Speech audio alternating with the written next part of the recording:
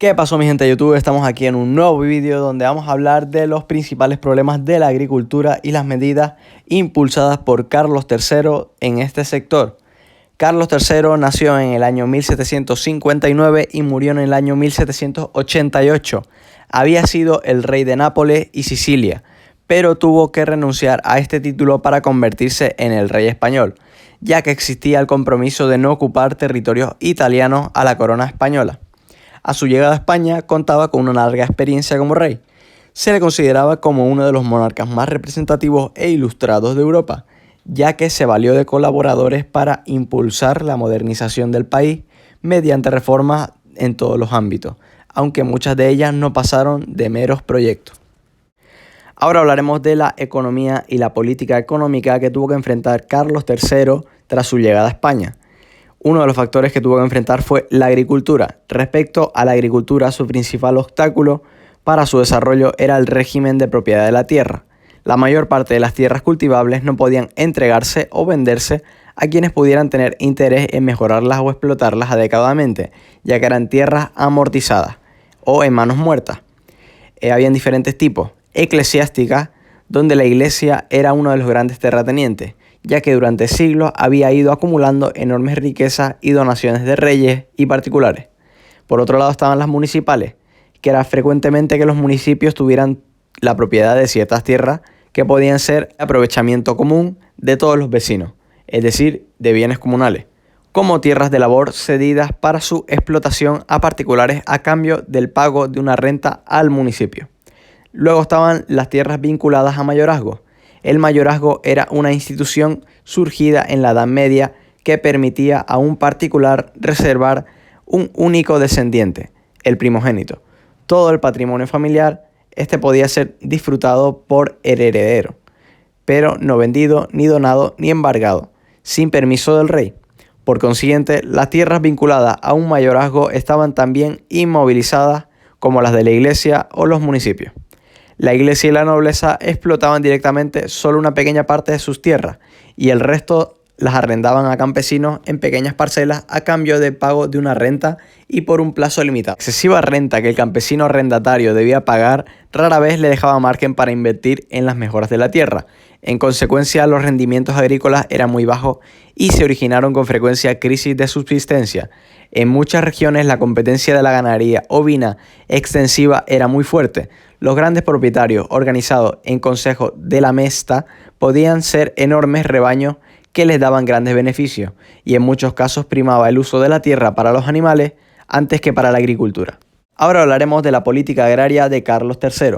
Como la población aumentaba y con ella la demanda de productos agrarios, era imperioso producir más, pero la corona se limitó a adoptar algunas medidas parciales para no atentar contra los intereses de los estamentos privilegiados.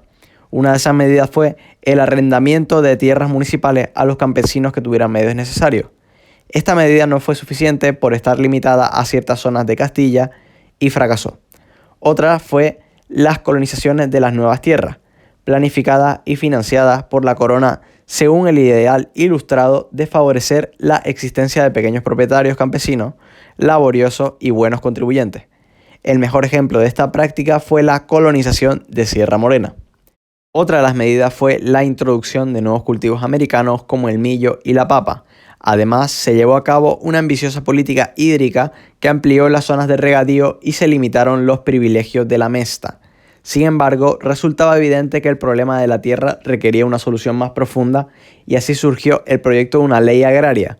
Para ello se encargó a la Real Sociedad Matritense de Amigos del País un informe sobre los problemas de la agricultura y sus posibles soluciones. Se hizo cargo de este cometido Jovellano, pero invirtió demasiado tiempo en la elaboración de su informe, al expediente de la ley agraria. Cuando se publicó, las causas eran poco propias para su consideración por parte de la monarquía. En definitiva, todas las medidas adoptadas antes de 1788 fueron insuficientes, propias del reformismo ilustrado o despotismo ilustrado, que pretendía adaptar la sociedad del antiguo régimen a las nuevas necesidades, pero sin modificar sus bases socioeconómicas. La única medida que tuvo un efecto mayor fue la roturación de nuevas tierras, pero al ser estas de peor calidad tenían rendimientos más bajos. El problema de la tierra pasó casi intacto al siglo XIX. Bueno, pasamos ahora con el esquema de la teoría. Vamos a comenzar diciendo de que Carlos III fue el monarca más ilustrado de España. Vivió en los años 1759 al 1788, con 29 años de reinado en España. Antes de ser rey de España fue rey de Sicilia y Nápoles, dándole experiencia como rey. Tras su llegada a España tuvo que renunciar a estos territorios por tratados. Es uno de los monarcas más ilustrados de Europa. Impulsó con reformas la modernización del país en todos los ámbitos, y estas cosas pues no le gustaba a ciertos sectores de la población y varias de ellas no pasaron de meros proyectos. Bueno, ahora vamos con el esquema de la economía y la política económica que tuvo que enfrentar Carlos III tras su llegada a España. Hablaremos del régimen de propiedad de la tierra, que fue su mayor obstáculo para el desarrollo de la agricultura. El régimen de la propiedad de la tierra se basaba en las tierras amortizadas o tierras en manos muertas, sin poder entregarse o venderse a dueños que las mejoren. O sea, estas tierras no se podían entregar a personas que las mejoraran y que les sacaran provecho. Tipos de tierras amortizadas. Tenemos las eclesiásticas, donde la iglesia era uno de los grandes terratenientes, porque adquirió tierras durante siglos arrendándolas la mayoría a campesinos en pequeñas parcelas por una elevada renta con tiempo limitado. Luego estaban las tierras municipales o bienes comunales, como tierras de labor cedidas para su explotación a particulares a cambio de rentas al municipio. Y luego estaban las tierras vinculadas a mayorazgo, que surgió en la Edad Media. Esta permitía a un particular reservar la tierra o el patrimonio al primogénito. Este no podía ser embargado, ni donar el patrimonio, ni venderlo sin el permiso del rey. Y por último tenemos el esquema de la política agraria de Carlos III. Comenzaremos hablando de que con la población aumentó la demanda. Para satisfacerla, la corona tomó ciertas medidas sin perjudicar a los privilegiados. Estas medidas fueron arrendamiento de tierras a campesinos que tuvieran medios necesarios. Esta medida fracasó por estar limitada a zonas de Castilla. Otra medida que tenemos es la colonización de nuevas tierras planificadas y financiadas por la corona con el objetivo ilustrado de favorecer a los campesinos y buenos contribuyentes. Por ejemplo, la colonización de Sierra Morena. Después tenemos la introducción de nuevos cultivos americanos como el millo y las papas.